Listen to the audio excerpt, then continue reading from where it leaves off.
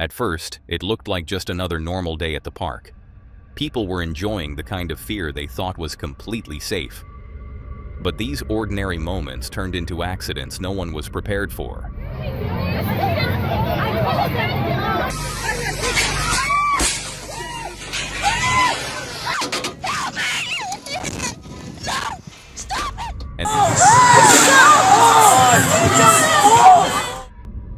On June 24, 2017, visitors at Six Flags Great Escape in upstate New York suddenly looked up and saw something terrifying happening above them. A 14-year-old girl was riding the park's Sky Ride with her younger brother when she somehow slipped underneath the safety bar and ended up dangling from the gondola about 25 feet above the ground. Her brother was still inside the seat, crying and holding onto her arm, but he could not pull her back up. The ride was quickly stopped, leaving the gondola hanging in midair while people below started screaming for help. Within seconds, a crowd of guests and park employees gathered underneath her, trying to figure out what to do before she lost her grip. One of the people below was Matthew Howard Sr., who had been leaving the park with his family when he heard the screams. He and his teenage daughter rushed under the gondola, joined by other strangers, and started yelling up to the girl. They told her to let go. For a moment, it must have felt impossible. She was terrified, suspended high above the ground, with no way to climb back into the seat. Then, she dropped. In August 2015, a Slingshot ride at Luna Park in Cap d'Agde, France, turned into one of the most terrifying ride malfunctions ever caught on camera. Two young adults had climbed into the Fifth Element Slingshot, a reverse bungee ride that launches a small metal capsule high into the air using two giant elastic cords. At first, everything looked normal. Reached the top and started coming back down. One of the bungee cords suddenly snapped. Oh my God! This and his feet up. The ride launches, and almost immediately, the situation changes. In June 2025, visitors at a fair in Castro Urdiales, Spain, watched a pendulum-style ride fail in a way that looked almost impossible. The ride was known as the Saltamontes, or grasshopper. It carried passengers in small carriages that swung and bounced as the ride moved, creating a fast hopping motion. But on the night of June 21st, one of those carriages broke loose while the ride was still moving. The video begins like a normal fairground ride.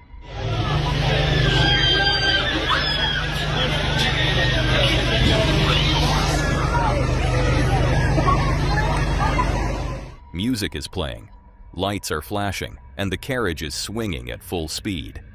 Then, without warning, the metal arm holding one of the carriages appears to fail.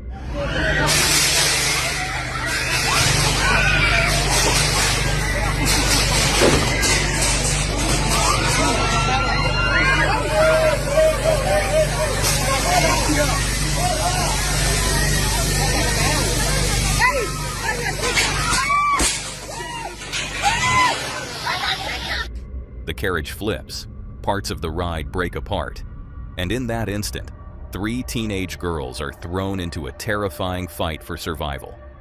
2 of the girls are ejected from the carriage and fall roughly 20 feet to the ground. One of them somehow manages to get up afterward, while the other remains injured as bystanders rush toward her. But the third girl does not fall. Instead, she is left hanging upside down from the broken carriage, clinging to the safety bar as the ride continues moving. Each time the damaged carriage swings, her body comes dangerously close to the metal structure and the platform below.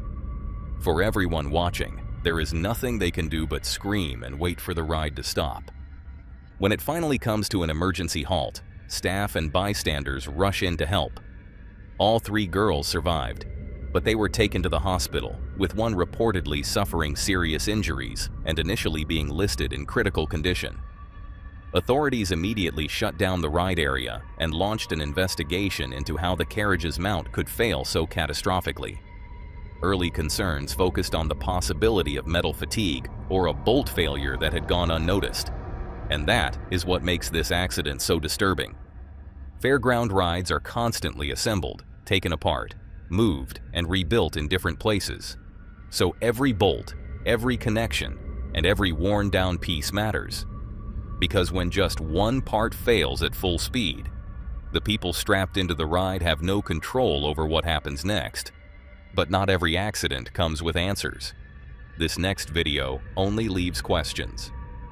In April 2016, a short video appeared online claiming to show something going wrong on Saw, the ride at Thorpe Park in England. But unlike major amusement park accidents, this one is difficult to verify. There is very little official information online. No major news coverage, no clear public report, and no confirmed explanation of what happened. The person who uploaded the video claimed it was filmed at Thorpe Park on April 7, 2016. They even wrote that Thorpe Park was trying to hide the evidence and that they filmed it so the park could not say it was fake. That alone makes the clip feel strange. Saw. The ride is a horror-themed roller coaster with a vertical lift, a beyond vertical drop, and high-speed sections designed to make riders feel unsafe, even when everything is working exactly as it should. But in this video, the fear does not come from the theming. It comes from what appears to happen at the drop.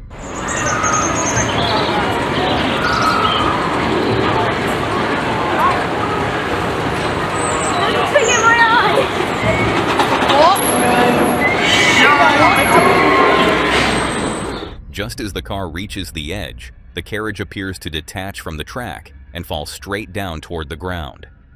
It is a terrifying moment to watch, because for a few seconds, it looks like the kind of failure that should be impossible on a roller coaster. But that is also what makes the video so hard to understand. If this was a real derailment with riders inside, it is hard to believe there would be no major news reports, no clear investigation, and no confirmed injuries connected to it. So it is possible the carriage was empty. It is also possible there is missing context that was never shared publicly. But either way, the footage is unsettling, because what appears to happen on screen looks far more serious than the information available online. And even years later, this old 2016 video still raises the same question. Was this just a really convincing edit? Or did the park somehow manage to keep this accident hidden from the public? Either way, this next crash is certainly not a mystery. In fact, it became one of the most infamous ride accidents in modern history. On June 2, 2015, visitors at Alton Towers in the UK were waiting to ride the Smiler, a roller coaster famous for holding the world record for the most inversions on a single ride. From the outside, it looked like one of the park's biggest thrill attractions. The track twisted over itself again and again, sending riders through 14 inversions in less than 3 minutes. It was designed to feel chaotic, disorienting, and intense, but still completely controlled.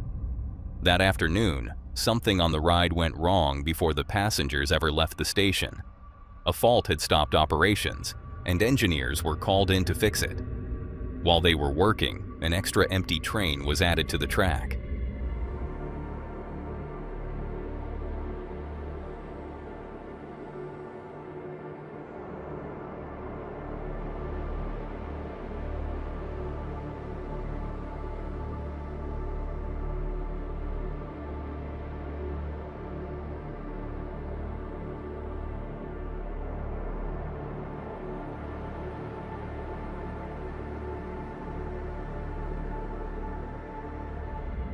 After the issue seemed to be cleared, empty test trains were sent around the ride to make sure everything was working again.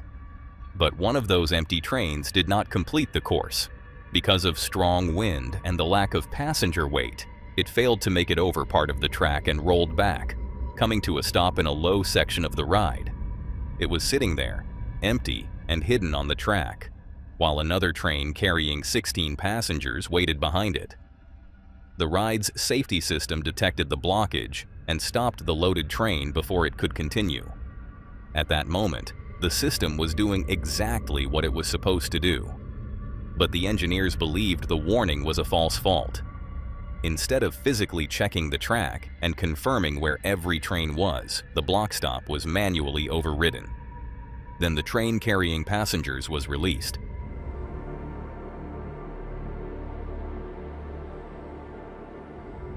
As it moved forward, the people on board had no idea there was another carriage sitting on the track ahead of them. The ride climbed, turned, and continued toward the same section where the empty train had stalled.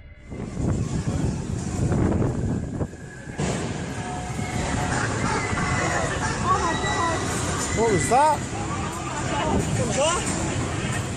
Jesus.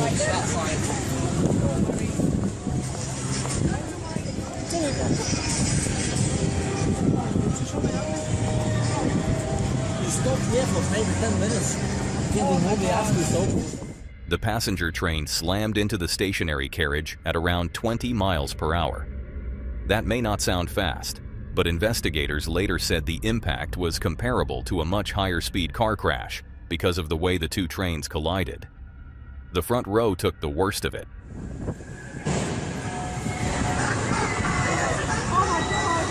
What was that? Passengers were trapped in the crushed carriage, suspended in the air, while emergency crews and park staff tried to reach them. Some were left waiting for hours before they could be freed.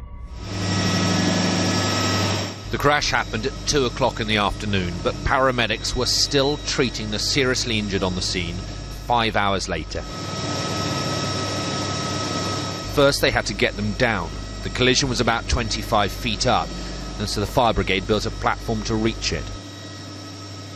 Then the 4 who were badly hurt, 2 young women and 2 young men, were given first aid below the roller coaster itself, in a kind of well. They were then strapped into stretchers and winched up to the waiting ambulances. 4 air ambulances had also flown in. We were just about to get on that next car, and then the massive bang, and they just must have gone and clashed straight into empty car. When we came out, this face on this boy was covered in blood, absolutely covered. It was horrible. Loads of people screaming and crying, and everybody was just kind of in shock for a couple of minutes of what had actually happened. In total, 16 people were injured, and 5 were seriously hurt. 2 young women, Leah Washington and Vicky Balch, suffered life-changing injuries, and each lost a leg. Others suffered broken bones, internal injuries, and lasting trauma from being trapped on the ride after the collision. What makes the Smiler crash so disturbing is that the ride itself had not suddenly broken apart in some unpredictable way. The safety system had stopped the train. It had detected that something was wrong. But because the warning was treated like a mistake, the system meant to protect the riders was overridden, and 16 people were sent straight toward a carriage they could not see. Alton Towers later admitted health and safety failures, and the company behind the park was fined millions of pounds. The Smiler eventually reopened, but for the victims, the accident did not end when the ride stopped moving. For them, a few minutes on a roller coaster became the moment that changed the rest of their lives. And that takes us to the next accident, one which proves that even when the rides are working, things can still go horribly wrong. Terrified, so terrified. Because just when you see that blood, you just don't. On September 24th, 2022, Kennywood Park in Pennsylvania opened for the first night of its Phantom Fall Fest. The event was supposed to be a Halloween celebration. Guests came for haunted houses, scare actors, fog, dark rides, and the kind of fake fear people actually pay to experience. But that night, the fear inside the park became real. Kennywood had already been preparing for large crowds. The park had introduced weapon detection systems, bag checks, video screening, and a chaperone policy for younger visitors. On paper, it looked like security had been tightened before the event even began. But as the night went on, staff and guests began noticing problems. Groups of teenagers were reportedly moving through the park without adults, and several disputes started breaking out in different areas. By around 10:30 p.m., Some visitors were already leaving early because the atmosphere felt tense. Then, near the Music Express ride, two rival groups got into a fight. People started pushing, shoving, and running through the ride's exit gate. The ride's safety system was triggered, and nearby operators realized something was wrong. At first, some guests did not understand what they were seeing. This was a Halloween event, after all. There were actors, fake scares, and loud noises everywhere. So when people heard sudden bangs inside the park, some thought it was part of the show. But it wasn't. They were gunshots. 3 people were hit, including a father who had been waiting with his wife for their daughter near the ride. Within seconds, the fake panic of Phantom Fall Fest turned into real chaos. Guests ran through the park trying to find exits. Security officers and police moved in, helping the injured and pushing crowds toward safety. Employees were told to stay inside while officers searched the park with rifles, making sure the threat was over. By just after midnight, police confirmed the park had been evacuated and secured. Thankfully, none of the victims died, but the shooting left visitors terrified and raised serious questions about how a gun had ended up inside the park at all. Investigators later recovered a handgun near the scene and found shell casings from 2 different weapons, meaning police believed there had been 2 shooters. Kennywood reopened a few days later with even more security, including extra police, more patrols around the park's fences, better lighting, more cameras, and a stricter chaperone policy. Then, on October 6th, police made an arrest. After almost 2 weeks, Allegheny County Police arrest 15-year-old Daryl Pearl for his involvement in the shooting at Kennywood Park that injured 2 people. The suspect was only 15 years old. Police believed he had been involved in the feud between the groups at the park, and they claimed evidence connected him to the shooting. But the case quickly fell apart. A judge later dismissed all charges because there was not enough evidence to move forward. There was no DNA or fingerprint evidence tying him to the recovered gun, and the second suspected shooter was never publicly identified. So even though 3 people were shot inside a crowded amusement park during a Halloween event, no one has been held responsible. And that is what makes the Kennywood case so unsettling. People came there expecting actors, costumes, and fake screams. But by the end of the night, the horror was no longer part of the attraction. And that takes us to the final case, which is the darkest one on this list. Because this time, people entered an attraction built to scare them, without knowing the real danger was already inside. On May 11th, 1984, the park would witness one of the most tragic theme park incidents of all time, the fire at the Haunted Castle. On May 11th, 1984, Six Flags Great Adventure in New Jersey was packed with visitors. It was a clear spring day, and groups of students from New York and New Jersey had come to the park for what should have been a normal school trip. Families were walking between rides, teenagers were joking with friends, and by the early evening, one of the most popular attractions in the park had a steady line outside. It was called the Haunted Castle. At around 6:20 p.m., a group of 9 young people entered the attraction together. Some of them were seniors from Franklin K. Lane High School in Queens. Others were visiting from New Jersey. They had been laughing in line, talking to each other, and just before they walked inside, they linked arms as they crossed the drawbridge. But none of them knew that the fake horror inside the haunted castle was about to become real. The attraction had started years earlier as a temporary haunted house made from connected aluminum trailers. It was only meant to be a seasonal experiment, but guests loved it so much that Six Flags decided to turn it into a permanent feature. By 1979, the haunted castle had been rebuilt into a much larger version. From the outside, it looked like a medieval castle, but inside, it was really a long, dark maze built inside 17 connected trailers. Visitors had to walk through narrow hallways, sharp turns, strobe lights, dark rooms, sudden scares, and loud sound effects. It was supposed to be confusing. That was part of the experience. But the problem was that the confusion was not just scary, it was dangerous. The inside of the attraction was built with materials like plywood, wooden frames, and foam padding.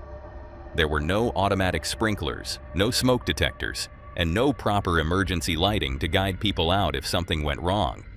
And people had warned them. Safety consultants had repeatedly told the park that the haunted castle needed better fire protection, better exits, and stronger alarm systems. But those recommendations were not followed. Management argued that the attraction was technically made from trailers, which meant it could be treated more like a temporary structure. So for years, thousands of visitors kept walking through a dark maze filled with flammable materials, without realizing how little protection they actually had. Then, on May 11th, 1984, that danger finally caught up with them. Only one side of the haunted castle was open that evening, and around 30 people were inside. As the group of 9 moved through the maze, some of them decided to hide in a corner and scare the next people coming through. At the same time, another visitor entered one of the dark rooms. The lights had gone out, and to see where he was going, he flicked open a lighter. Within seconds, the flame touched the foam padding, and the room caught fire. The flames spread through the attraction incredibly fast. Smoke filled the narrow hallways, and because the maze was designed to confuse people, many visitors had no idea which way to run. Some employees were able to guide people out before the fire became worse. More than 20 visitors escaped, but the group that had been hiding deeper inside did not. In the darkness, they tried to find their way through the smoke, but the air became impossible to breathe. One of the girls, Susan, was knocked down as people pushed toward the exit. She managed to get close enough that a park employee could pull her out alive, but the other 8 never made it out. By the time firefighters arrived, flames were shooting high into the air. The fire burned so intensely that parts of the attraction reached extreme temperatures, and it took more than an hour to bring everything under control. Even more shocking, the rest of Six Flags stayed open while the haunted castle was burning. Thousands of guests were still walking around the park and riding attractions while firefighters were fighting the blaze nearby. When rescue crews finally searched through what was left of the haunted castle, they found the victims inside the burned maze. The scene was so horrifying that some workers first thought they were looking at mannequins from the attraction. The fire was later ruled accidental because the visitor who used the lighter had only been trying to see in the dark. But investigators quickly turned their attention to the park itself. The real question was not just how the fire started, it was why the haunted castle had been allowed to operate without basic fire protection in the first place. Six Flags and several executives were later charged, but the company was found not guilty. The victims' families eventually received settlements, and the tragedy led to major changes in fire safety rules for haunted houses and other special amusement buildings. But those changes came too late for the 8 young people who entered the haunted castle that night. They thought they were walking into a fake nightmare.